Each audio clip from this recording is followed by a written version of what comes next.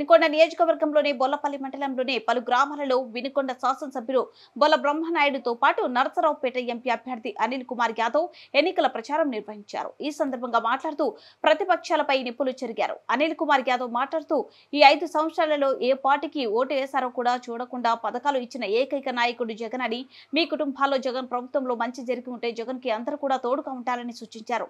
ఈ రోజు మన గ్రామాల్లో గవర్నమెంట్ స్కూల్ చూస్తే ప్రైవేట్ స్కూల్స్ కి ధీటుగా నాడు నేడు కింద జగన్ ప్రభుత్వంలో రూపురేఖలు మారిపోయాయని, ఆ మార్పును ప్రజలు గమనించాలని తెలిపారు. సంక్షేమం అందిస్తున్న జగన్ పాలన కొనసాగాలంటే మరలా మనం అందరం ఫ్యాన్ గుర్తుపై ఓటు వేసి అభివృద్ధి సంక్షేమంకు సహకరించాలని తెలిపారు.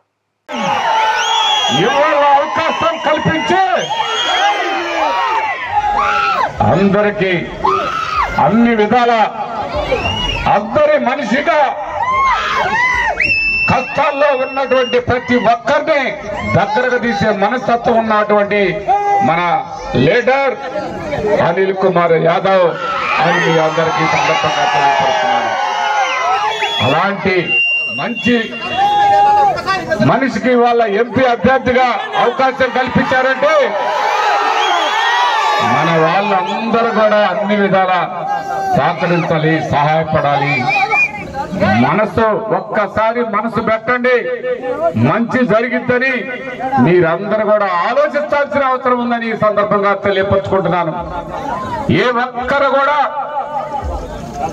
ఎన్నికల ఉల్లంఘన గాని, ఎన్నికల నియమావళి గాని ఉల్లంఘించిన పరిస్థితుల్లో ఆ కుటుంబాలు ఎప్పటికి కూడా అండమాన్ జైల్లోనే ఉండే పరిస్థితి ఉంటుందని కూడా ఈ సందర్భంగా తెలియపరుస్తున్నాను.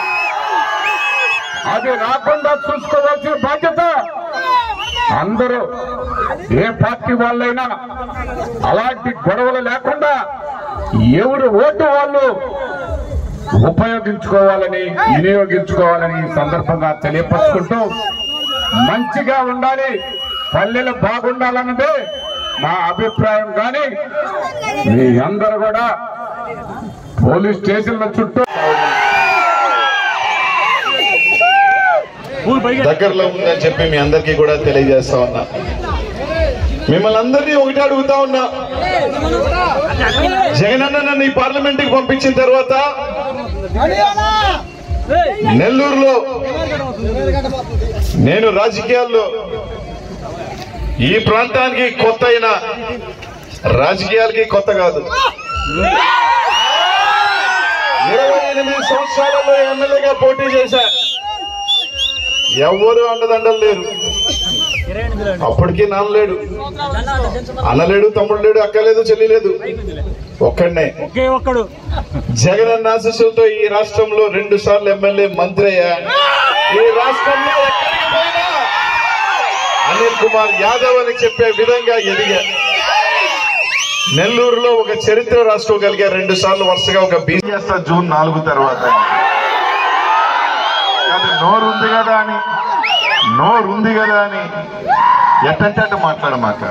నేను ఎందుకు చెప్తున్నానంటే మనకు ముసలి ఉందని. నేను వచ్చా, ఒక ఆయన అట్టుపోయి నన్ను ఓడగొట్టం తిరుగుతా ఉన్నాడు. నేను వచ్చేదాకా ఆయనకి ఈ పార్టీలో అన్యాయం జరగల. నేను వచ్చేదాకా ఈ పార్టీలో బానే ఉన్నాడు మా అన్న, అన్ని బానే ఉన్నాడు. కానీ నేను వచ్చిన తర్వాత నాకు అండగా ఉండి నన్ను చేయబట్టుకొని ఈ ప్రాంతంలో నడిపించాల్సిన వ్యక్తి,